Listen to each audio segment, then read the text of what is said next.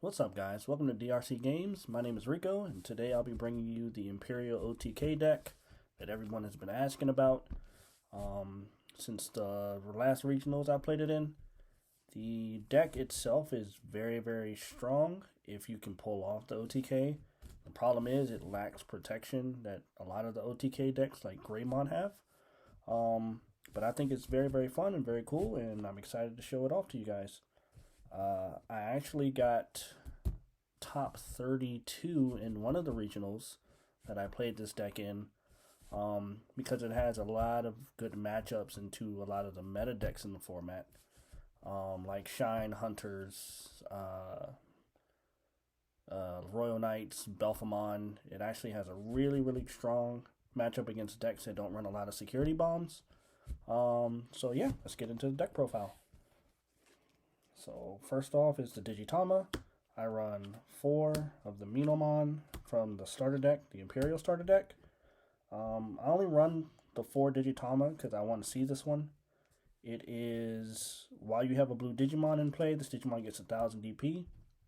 In a meta where you have decks like Mirage, I don't feel like drawing cards in a deck like this is necessary when you're going for the OTK, so I'd rather have the DP, and the DP as well helps you beat over some of the boss monsters in the game, because Imperial generally is 12k, so actually 13k is pretty much the staple you really need to feel kind of safe in security. So yep, I run 4 eggs there. For the first level 3s, I run the 4 Kokuamon from BT1. This is the staple rookie that you always want to go into. The inheritable is when this Digimon is level 6 or higher, it gains Sec +1. This easily enables your OTK because your Imperial is swinging multiple times with jamming, and that's an easy 4 checks. And all you have to do is get a first check or a second check with the other level 6s or the Pail, and basically your OTK is set up. For our next rookies, we're playing 4 of the Vmon from BT12. This is generally just your searcher. Honestly, the rest of the rookies you never really want to go into in raising. It's always this Kokuamon. So if you can, I usually just hold off on Digivolving and raising until I see this Kokuamon. And by then, I'll generally have like a memory setter set or something. So when he's in raising, I can just go straight up the line, and the next play I can raise and start swinging. So we have the 4 Vmons there. And finishing off our rookies, we have 2 Wormmons. Also just a searcher in the deck. Honestly, you never really want to go into him in raising at all, because having the green in raising kind of shuts down a lot of your memory gain from your options. So honestly, I never really go into him in raising. I'll just drop him for 3 and search when needed. Alright, that's it for the level 3s. Let's go into the level 4s. We play 4 XVmon from EX1. Inheritable jamming and jamming right out the gate is extremely strong. Jamming as a mechanic is extremely strong. Just swinging without fear of anything but options is extremely, extremely strong in this game, where right now it's more DP based than option based. Alright, so that does it for that. And then we run 3 of the XV from BT12. Once again, it's just another form of jamming, which we honestly always want to go into as our level 4. And then we play 1 Stingmon. We play the 1 Stingmon because we do have the DNA Impile in the deck. And sometimes you need the piercing to actually push for game, because your opponent will put up, if they know the OTK is coming, they'll put up like a cheeky 1 blocker just to kind of block your first swing. And Stingmon, when your DP is high enough with the egg, you're pretty much swinging over most blockers anyway. So the Stingmon is actually a very, very good tech card to actually stop the small blockers from preventing your OTK. Now we're getting to what I think is the best card in the deck, the old BT3 Pail. Just straight up jamming out the gate is extremely strong, and the inheritable to unsuspend Imperialdramon is still one of the best mechanics in the game. I think unsuspending any Digimon in this game is crazy. Honestly, I think it is probably the best mechanic in the game because it just enables your deck to do so many things. So yep, we run 4 of him, and then we run the 1 of Pail from the starter deck. Honestly, you never want to have him in raising when you're going for your OTK. You always want to have this Pail, because this Pail enables your OTK, but this Pail from BT9, or starter deck 9, still allows you to OTK because he gets 2 swings with jamming by himself. And if you have the right stack and the right tamer set up, you can still OTK your opponent with this Pail. I just generally the 4 Digivolve cost and the not being able to unsuspend your megas is very, very bad when you're trying to push for games. A lot of times, if I feel like I have to go into him in raising, I feel like I'm on the back foot or I'm going to lose.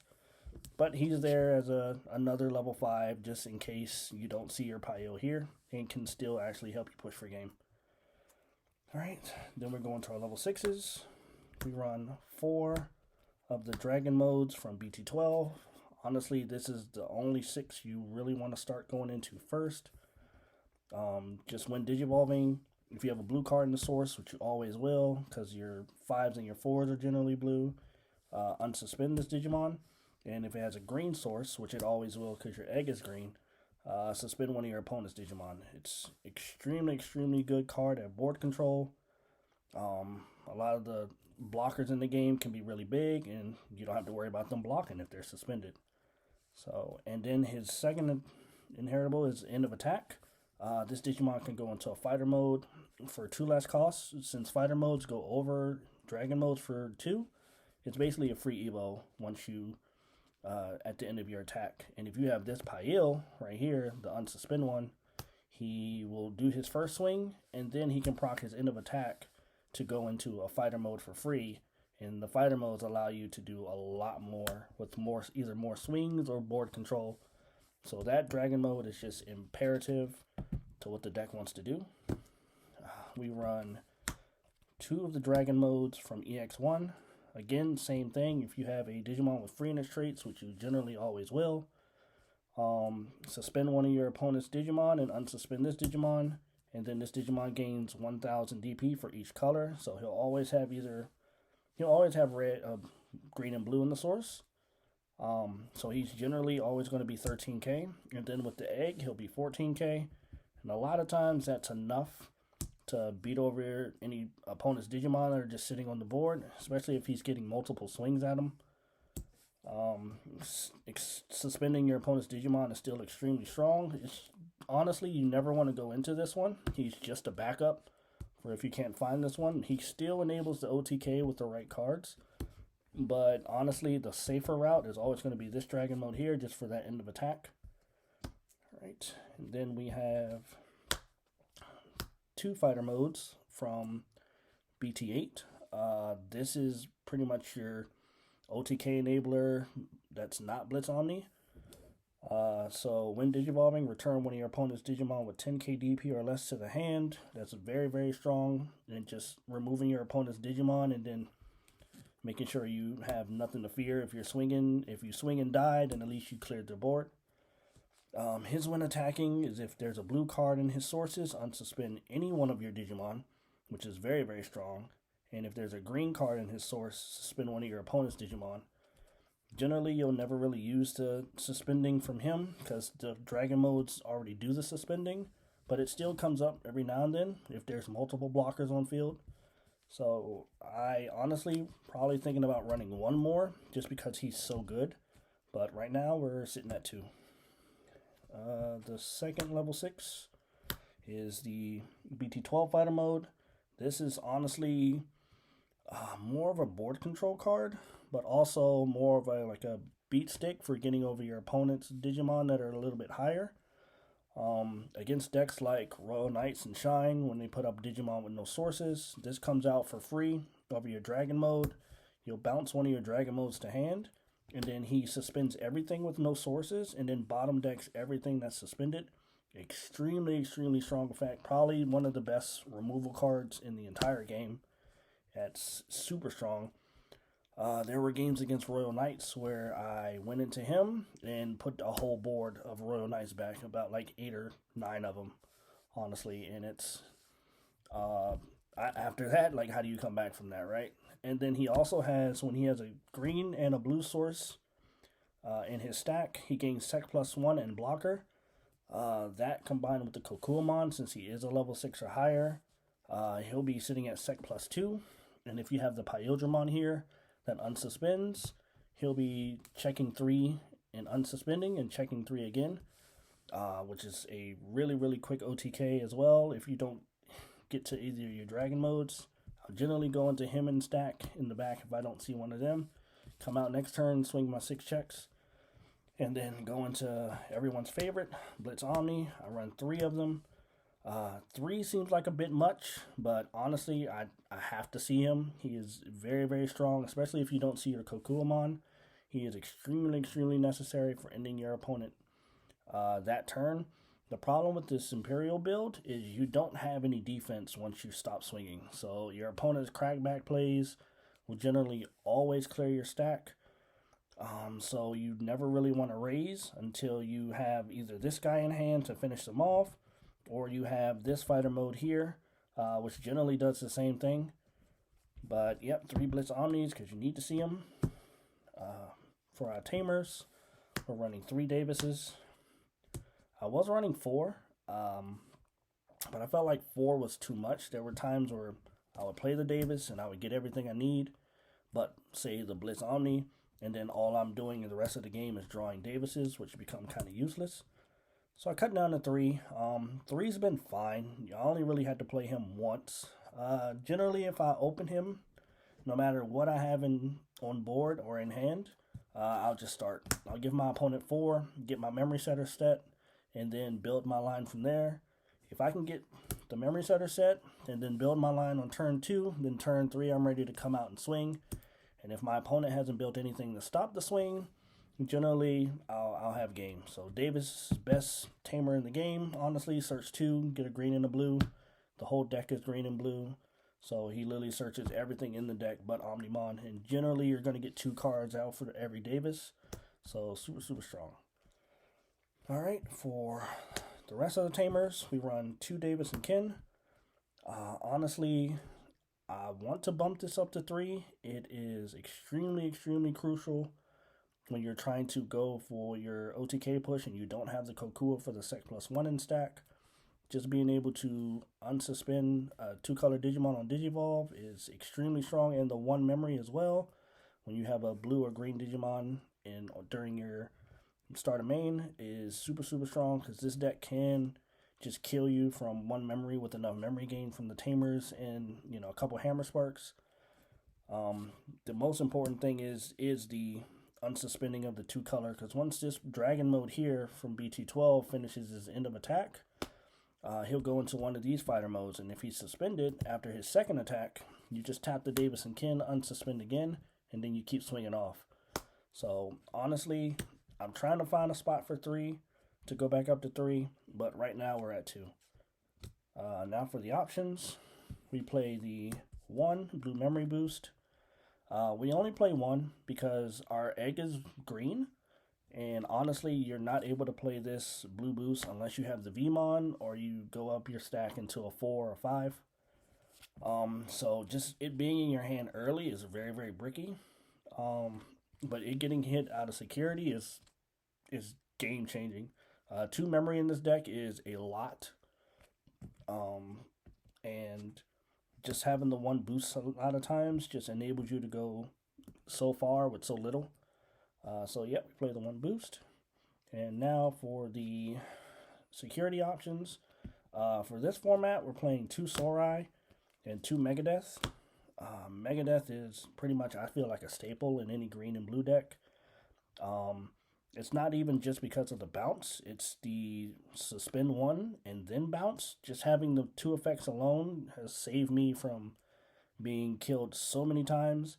Even if I can't bounce the stack back, just suspending the Digimon that would kill me is super, super strong.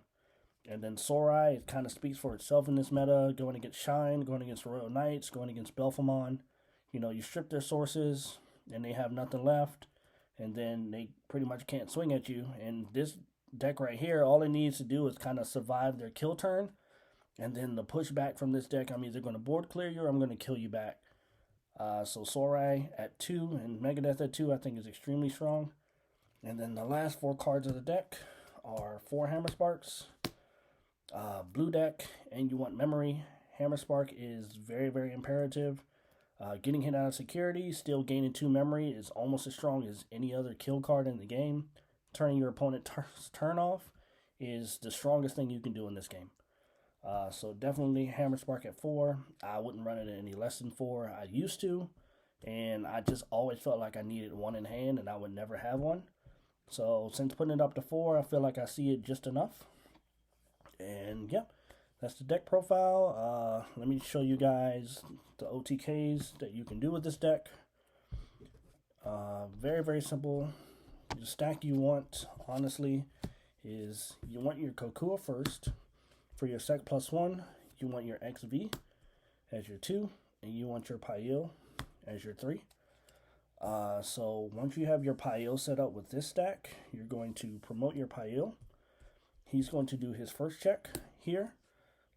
Then you'll Digivolve into one of your Dragon modes, preferably the BT12 Dragon mode. When he Digivolves, he'll unsuspend, and he'll suspend one of your opponent's Digimon. Since he has the Kokua in stack, he'll do 2 checks, and the Imperialdramon will unsuspend him. The whole time he's checking, he has jamming, and he's 13k, so generally, if you hit something like the kill card that's in Shine, it does -12. He'll still be big enough to live. If you hit a long K or anything like that that gives -12, he'll still be swinging. There have been games where he's been 1k, and I've swung through an entire security stack just because of the jamming. So it's very, very imperative you have the XV in stack. If you can, the Stingmon is literally just last resort. But yep, the Dragon mode will swing. The 2 checks, he'll unsuspend. Now, end of attack, you can either, if you have the Omni in hand, you can either swing again and then just go Omni for the final check, since that's 5 checks from the Pael in the Dragon mode. Or, if you do his end of attack, you go into the BT8 fighter mode for free. In BT8 fighter mode, when attacking, he'll suspend something and unsuspend himself as well. So he'll do the final checks here. That's the last 2. He'll unsuspend himself, and then he'll swing again. And yeah, that's pretty much how the deck works. You build the stack with the Kokua and the Pael, and then you let your 6s do all the work. This deck does have very, very bad matchups against Black War Gray and Machinedramon. Anything that can put up like huge blockers that can redirect, that you can't suspend. Of course, the deck is going to have extremely, extremely big troubles against. But I found that you can outpace them because those decks can get bricky, as well as this deck because it is a stack deck. But you do have your Davises and your rookies do search a lot in this deck, as well as the memory boost. So generally you can keep up the speed with them, but with these ratios, it feels like I'm running a lot of level 6s, and I am, because you have to see your 6s to finish the game, and only running the 4 5s, sometimes you will miss your 5s, and that's just, law averages of the game. But yeah, this is the deck profile. I actually got 31st with this deck in a regional prior to the one that I was on Eggman streaming. I had very, very good matchups. My only losses were to Black War Gray, of course, and to Blue Flare. And my Blue Flare matchup wasn't me just being a bad matchup with the deck. It was just from bricking, because the deck can do that. But my wins, I have a positive record against Shine. I have a positive record against Belphemon, and I have a positive record against Royal Knights with this deck, which are all kind of the 3 prevalent decks right now in the top, as well as Hunters. This deck does very well against Hunters because there's really nothing in their security that's going to stop you from swinging anyway. And generally, they don't have a blocker on board to stop your first swing. So yeah, hope you guys enjoyed. If you want to ask any questions, leave a question in the comments. Leave a like, it really helped me out, as this is my first video, and liking and commenting will help me put out more deck profiles like this. And alright, thank you for watching my video. Have a good day.